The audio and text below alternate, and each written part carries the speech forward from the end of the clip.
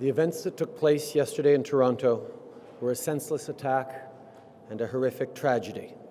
On behalf of all Canadians, I offer my deepest, heartfelt condolences to the loved ones of all those who were killed, and we wish a full recovery to those injured and stand with the families and friends of the victims. I speak for every one of us in thanking the first responders at the scene. They handled this extremely difficult situation with professionalism and bravery.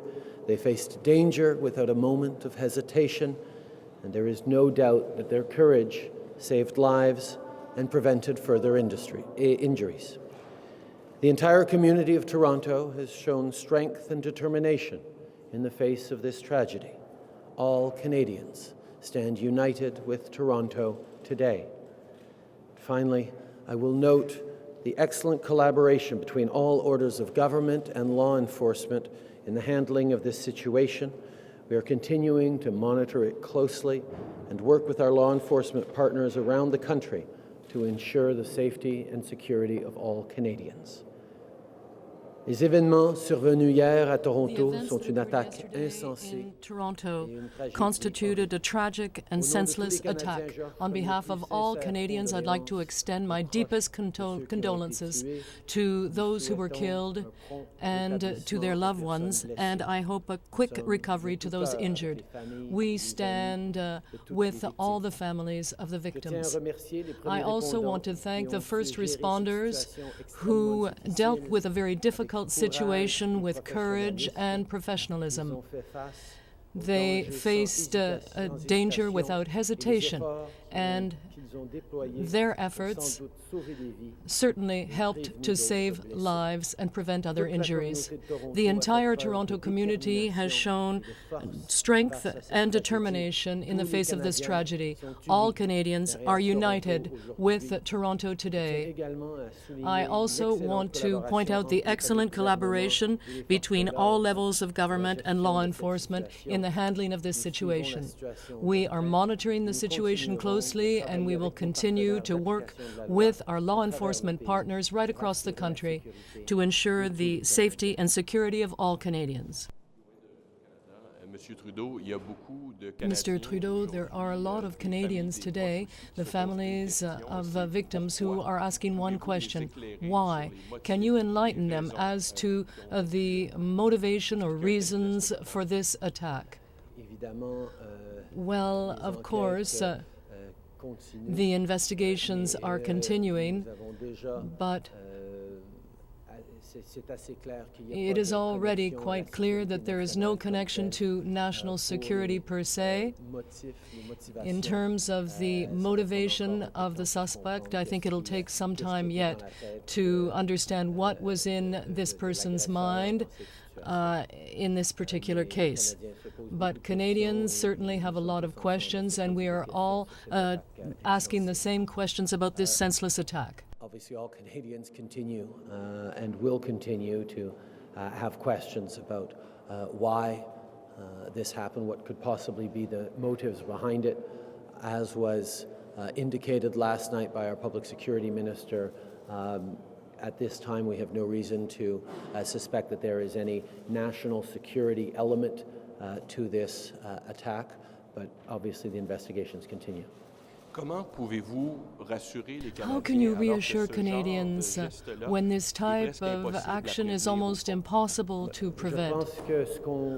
Well, I think that what we see today is an entire country that is taking a moment to reflect on how we can be there for each other, how we can be there for the families of the victims. We want to be there for our families and our neighbors and our communities, and we are reassured by the extraordinary caliber of those who serve us every single day as first responders.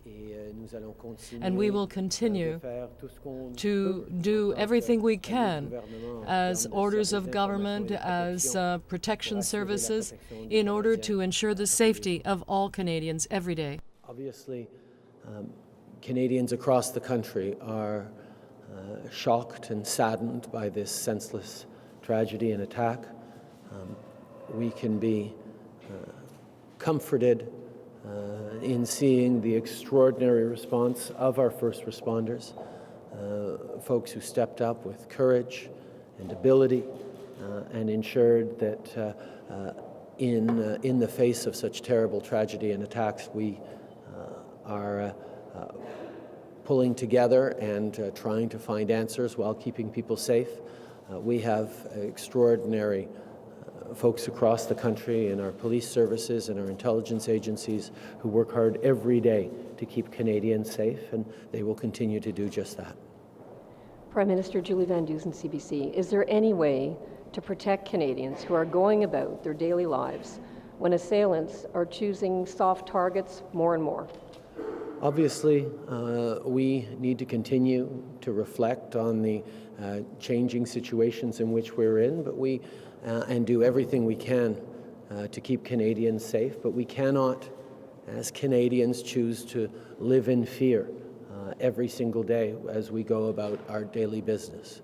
We need to focus on doing what we can and we must to keep Canadians safe while we stay true to the freedoms and values that we all as Canadians hold dear.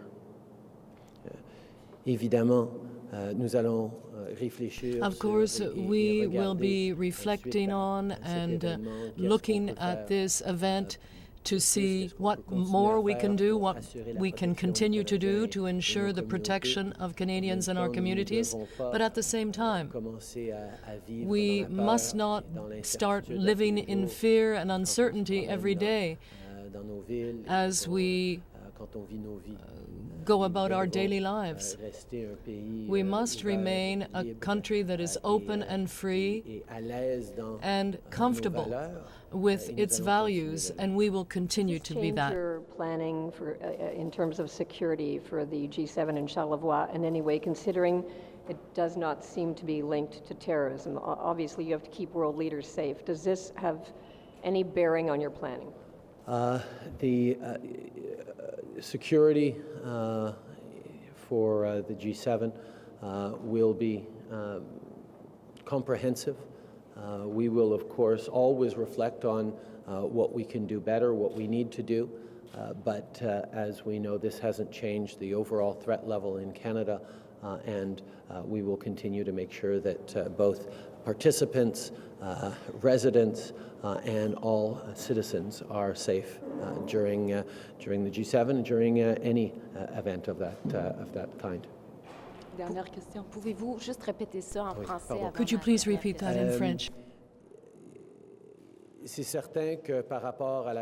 Certainly, when it comes to security at the G7 or at any other international event in Canada, we will always be reflecting on what we need to do to ensure the safety and security of the participants, of our own citizens, and of everyone around that event.